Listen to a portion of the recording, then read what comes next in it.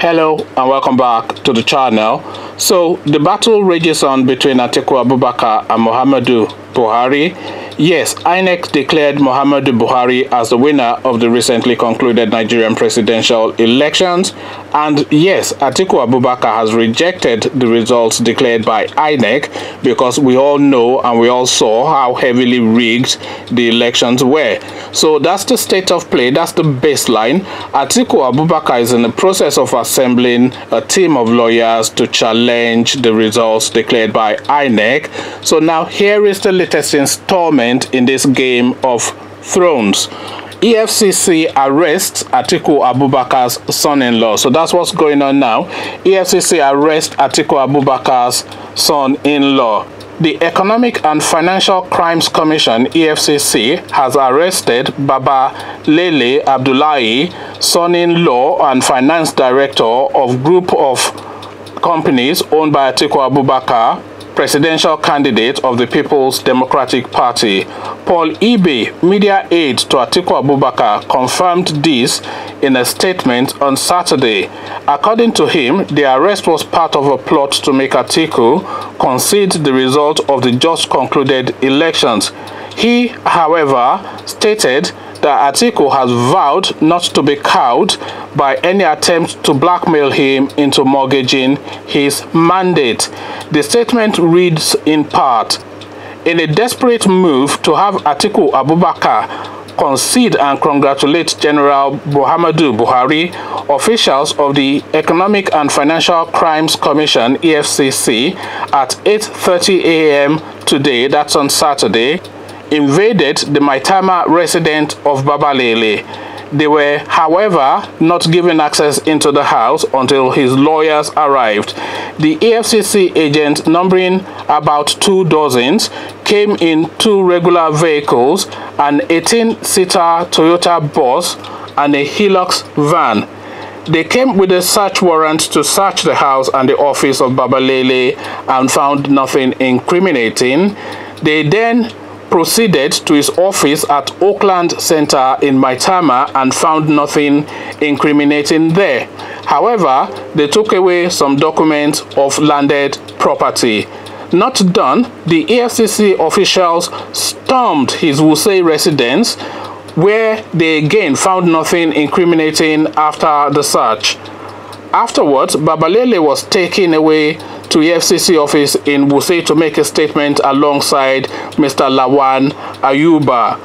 As a law-abiding citizen, Atiku Abubakar recognizes the constitutional role of the EFCC and indeed any other agency of the government to carry out investigations, but will not be cowed by any attempts to blackmail him into mortgaging his mandate. So this is what the spokesperson said to this latest installment from President Buhari sending the EFCC after Atiku Abubakar's family as a way to pressure him into giving up his mandate. So now this action is eliciting a lot of response from notable Nigerians, although some of these Nigerians are partisan, so you have to look at their response within that context. So Ben Bruce reacts to FCC's arrest of Atiku's son-in-law. Ben Mori Bruce, the senator representing Bayelsa East, has reacted to the arrest of Baba Lele Abdullahi, son-in-law and finance director of companies owned by Atiku Abubakar. Let's just go to the reaction. Let's just see what he has to say. Okay, so here's his reaction, Ben Mori Bruce's reaction. But reacting, Ben Mori Bruce wrote on Twitter, "Leave at Atiku and his family alone at EFCC and tell us why this plane collapsed while it was still on the ground. Arresting at Atiku loyalists will not help the situation. The inconvenient truth about our present circumstances should make Mohammadu Buhari say enough is enough. Going forward, it must be Nigeria first, not APC or PDP first, or North or South first. Nigeria first each and every time." So these are Ben Mori Bruce's comments. But really what is at play is not so much the mandate, but really the settlement after the elections. Atiku Abubakar has obviously spent a lot of money on the elections and is looking to be reimbursed. Is probably not just looking to be reimbursed, is probably almost certainly looking to make a profit as well. And then, because he's also in this strong negotiating position, is probably also looking to use this leverage to negotiate a lot of concessions to himself in terms of financial deals, in terms of investigations being carried out against him at the moment and his associates, etc.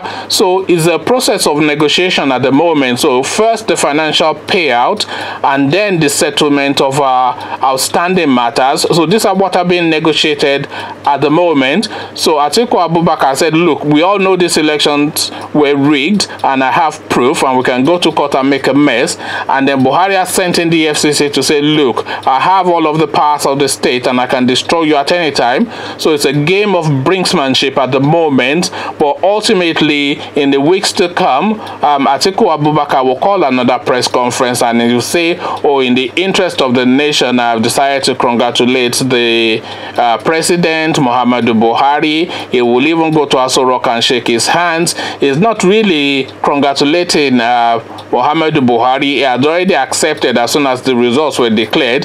He's just now negotiating all of the pockets of settlements that he needs to negotiate to insulate himself from prosecution and also to make a profit for himself and his associates. So that's what is going on here. At least that is my reading of the situation, and this is just my subjective view. So what is your subjective view?